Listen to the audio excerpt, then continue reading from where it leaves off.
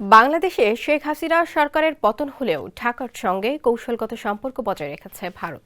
এমনকি দেশটি ২০২৫-২৬ অর্থবছরের বাজেটে বাংলাদেশের জন্য অর্থ সহায়তা বরাদ্দ রেখেছে দিল্লি। প্রতিবেশী দেশগুলোর জন্য এবার দিল্লির বরাদ্দ অর্থের পরিমাণ ৫,৪৮৩ কোটি রুপি। আগের বছরের তুলনায় বাজেটে বরাদ্দ বেড়েছে ৬০০ কোটি রুপি। তবে অবস্থার বদল হয়নি বাংলাদেশের। আগের অর্থবছরে বাংলাদেশের জন্য যে অর্থ সহায়তা বরাদ্দ রাখা হয়েছিল এবারও তাই রয়েছে। বাংলাদেশের সঙ্গে দীর্ঘতম সীমান্ত ভারতের, অথচ এবারও বাংলাদেশের জন্য ১২০ কোটি রুপি বরাদ্দ রাখা হয়েছে। ভারতের পররাষ্ট্র মন্ত্রণালয়ের জন্য বরাদ্দ করা এই বৈদেশিক সহায়তার আওতায় প্রতিবেশী দেশগুলোতে বিভিন্ন প্রকল্প বাস্তবায়ন করা হয়।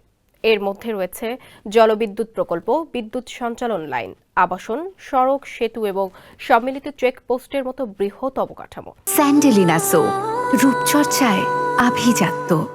গেলবারের মতো এবারও ভারতের কাছ থেকে সর্বোচ্চ সহায়তা পাওয়া দেশ হচ্ছেন ভুটান। অর্থ সহায়তা বেড়েছে মালদ্বীপে, এমনকি মিয়ানমারের জন্য। তবে আফগানিস্তানের জন্য বরাদ্দ কমিয়েছে ভারত।